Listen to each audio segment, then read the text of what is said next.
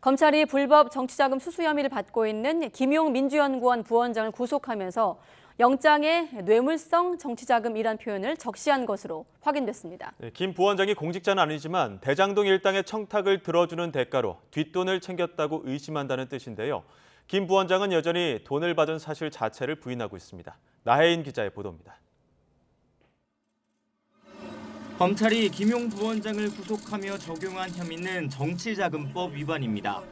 영장엔 불법 대선자금 8억 4,700만 원이 4차례에 걸쳐 남욱 변호사로부터 제공됐고 실제 김 부원장에게 6억 원이 어떻게 전달됐는지 시기나 장소를 구체적으로 적었습니다.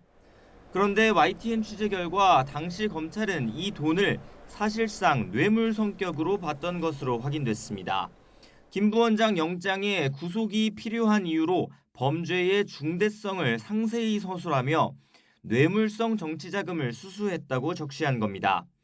배경으론 돈을 댄 남욱 변호사가 부동산 신탁회사 설립이나 경기도 안양 지역 개발 사업을 위한 군부대 이전 등을 바라고 있었다는 사실을 언급했습니다.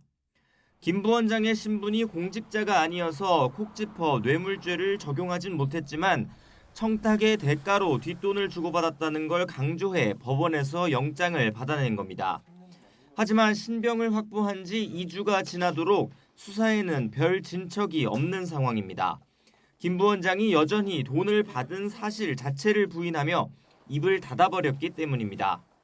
검찰 역시 남 변호사의 청탁이 있었다는 보도가 이어지자 김 부원장은 공무원이 아닌 당직자에 불과하고 당시 청탁을 들어줄 위치에 있지도 않았다며 확대 해석을 경계했습니다. 김 부원장이 입을 닫아도 이미 혐의를 입증할 증거는 충분하다고 자신하지만 영장 청구 때보단 한 발 뒤로 물러선 모습입니다. 물론 정치자금법 위반죄는 법이 정하지 않은 방법으로 뒷돈을 받은 것이 핵심이라 대가 관계가 반드시 입증돼야 하는 건 아닙니다.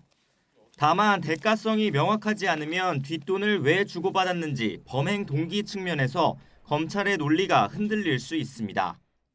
현재 김 부원장 측은 검찰이 돈을 전달했다는 날짜도 특정하지 못하고 진술 말고는 확실한 증거도 제시하지 않고 있다며 버티고 있습니다.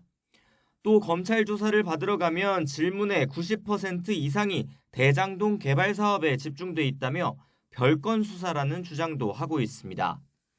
실제 검찰은 최근 김 부원장을 상대로 지난 2014년 성남시 의원일 때 대장동 일당에게서 1억 원을 받았다는 의혹도 강하게 추궁한 것으로 확인됐습니다.